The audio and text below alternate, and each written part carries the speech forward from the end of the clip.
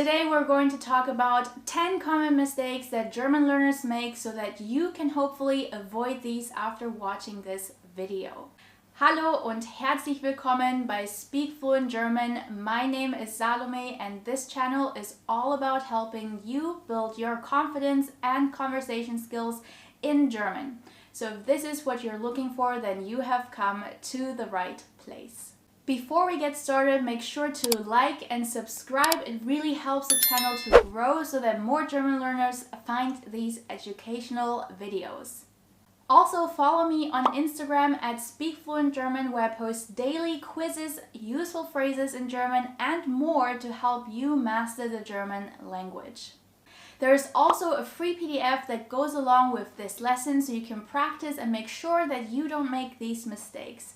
You'll find the link to the free PDF in the description box below. Simply click the link, enter your name and your email address, and it will be automatically sent to your inbox. So download the PDF, and once you're ready, let's jump into the video. Los geht's! Fehler Nummer 1, or mistake number 1 that I hear a lot of German learners make, especially in the cold winter days, is saying Ich bin kalt instead of mir ist kalt. Ich bin kalt is a direct translation from the English sentence I am cold. But in German, ich refers to you as a person. So it actually means I am cold, or a cold-hearted person, to be more specific, which is not what we're trying to say. In order to say I am feeling cold, we need the dative form of ich, which is mir. We then become the receiver of the coldness around us, which makes a lot more sense if you think about it. So the correct way to say I am cold is mir ist kalt. It's cold to me. You can also remember it this way. Whenever we talk about personal feelings or sensations, we oftentimes use the dative case. So in this example, we're expressing our feelings towards the temperature. The same applies for I'm hot. We don't say Ich bin heiß. That would mean that you as a person or your body is hot in the sense of attractive. The correct way of saying I'm feeling hot should be mir ist heiß. It is hot to me. All right?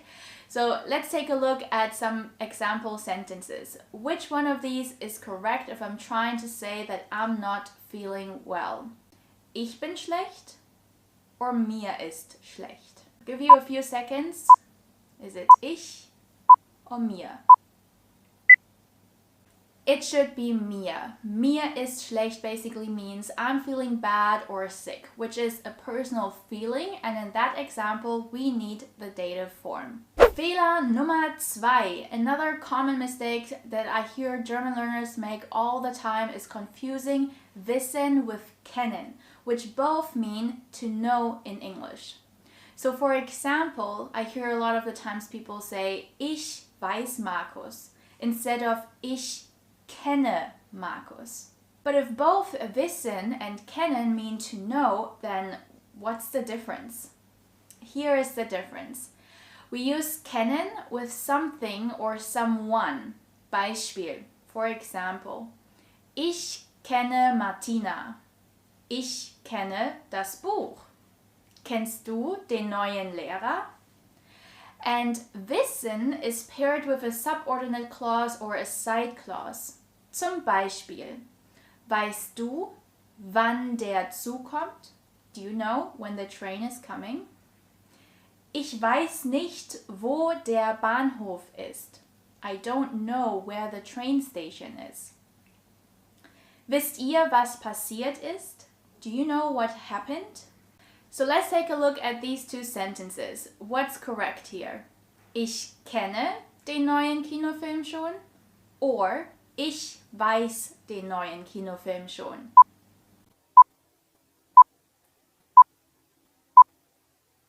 The correct answer is Ich kenne den neuen Kinofilm schon, because der Kinofilm is a thing. Fehler Nummer 3, mistake number 3. The next typical mistake is confusing wo with who and wer with where, when it's actually the other way around.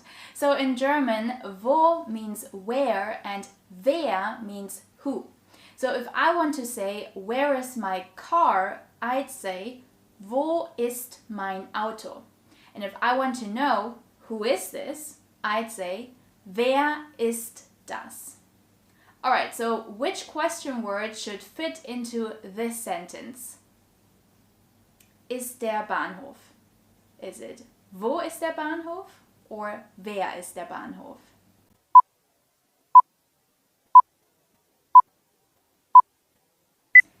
And the correct answer is wo ist der Bahnhof? Where is the train station?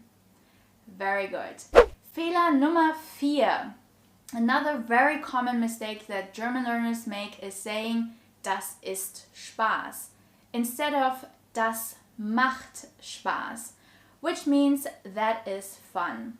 Zum Beispiel, Computerspielen macht Spaß. Playing computer is fun. We don't say Computerspielen ist Spaß. That's not correct, okay? Das ist nicht richtig. Weitere Beispiele, a few more examples. Der Deutschunterricht macht Spaß. Tanzen macht Spaß. Und was macht dir Spaß? By the way, here we're using dir, the dative pronoun, because we're expressing a personal opinion. Just a side note here since we've learned this earlier. Alright, so to this question, was macht dir Spaß? You could reply with mir macht blank Spaß. Zum Beispiel, mir macht Deutsch lernen Spaß. Or mir macht Autofahren Spaß. Fehler Nummer 5. The next mistake is something that even German native speakers get wrong. I sometimes hear my friends say it, I hear my dad say it, and then I just can't help myself but to correct them.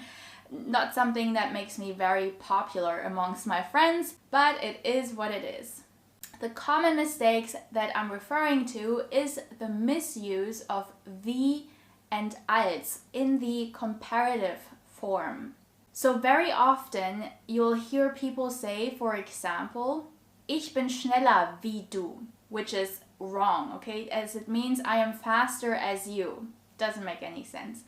The correct version should be ich bin schneller als du. Alright? Wie would be correct after an equal comparative. Like for example, Peter ist genauso groß wie Max. So Peter is just as big as Max. Alright? So which of these sentences is correct? Du bist jünger als ich or du bist jünger wie ich? Is it als oder wie? The correct answer is du bist jünger als ich. You're younger than me. Fehler Nummer 6. The next confusion that also German native speakers sometimes encounter is the difference between das gleiche und dasselbe, which both mean the same in English, but they're not the same. For example, wir tragen das gleiche T-Shirt. That means we're wearing the same t-shirt. So you're wearing your t-shirt and I'm wearing my t-shirt. And the t-shirts are the same color, the brand and design. It's the same kind of t-shirt. But if I'd say wir tragen dasselbe t-shirt, that means we're literally wearing exactly the same t-shirt. So you and I are somehow sharing one identical t-shirt. So in this next sentence, should it be dasselbe or das gleiche?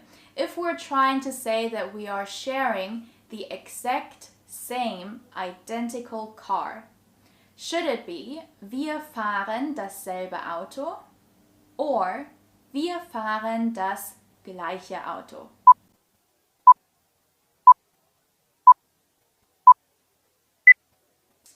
Natürlich ist es wir fahren dasselbe Auto because we're referring to exactly the same identical car. Fehler Nummer 7. Another common mistake that German learners make is not putting the verb on position 2, especially when we start the sentence with an adverb, like for example, today, heute. In English, you would say, for example, today I'm going to the cinema. So we put the time adverb first and then the subject and then the rest of the sentence. In German, however, the verb is placed on position 2 in statement sentences, no matter if we start the sentence with an adverb or a subject.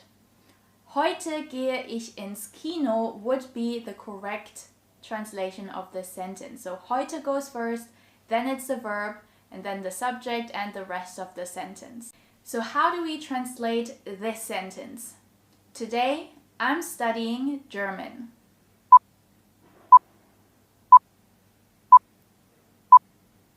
Genau. Heute lerne ich Deutsch. Very good. Fehler Nummer 8 is the confusion between studieren versus lernen. Ich studiere jeden Tag 30 Minuten Deutsch is not correct. Instead, we would say ich lerne jeden Tag 30 Minuten Deutsch. Studieren and lernen both mean to study in English. So what's the difference here?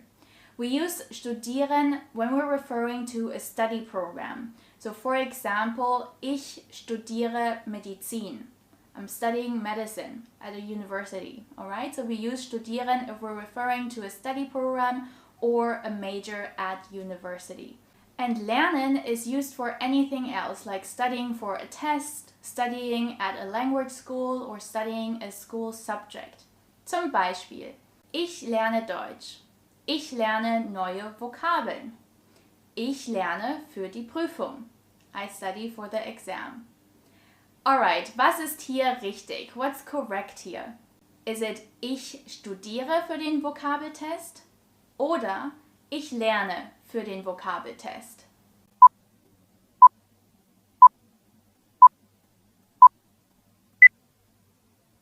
The correct answer is ich lerne für den Vokabeltest because a vocabulary test is not a study program or a major at university. Fehler Nummer 9. A common confusion that I also see German learners have is the difference between zu and nach. Both can be used as to, like in going to somewhere in English. We use those prepositions to express a direction. But nach is only used for cities, countries, and your home. Also, ich gehe nach Hause. Ich fliege nach Deutschland. Ich fahre nach Frankfurt. Alright? Zu can be used in various sentences. Like for example, ich fahre zum Bahnhof. Ich gehe zum Arzt. Ich fahre zu meinen Eltern. Alright? Also, was ist hier richtig? What's correct here? Should it be ich fahre nach Berlin oder ich fahre zu Berlin?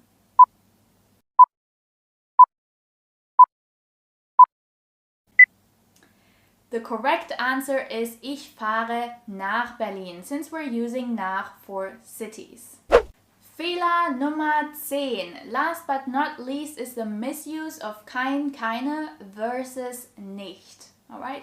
Kein and keine is a negated article. Therefore, it is paired with a noun. So for example, ich habe kein Auto.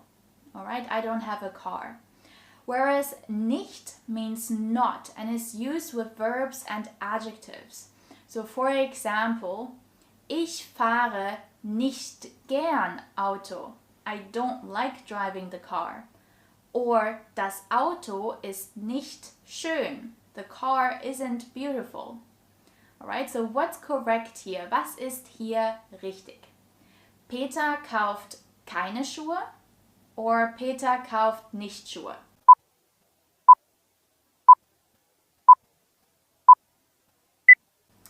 The correct answer is Peter kauft keine Schuhe, since we're negating the noun in the sentence and therefore we need to use either kein or keine depending on the gender of the noun or whether it's singular or plural. Alright, that's it for today's lesson. I hope you enjoyed it and you've learned something. If that's the case, don't forget to like this video, subscribe and hit that notification bell so you'll never miss a new lesson with me.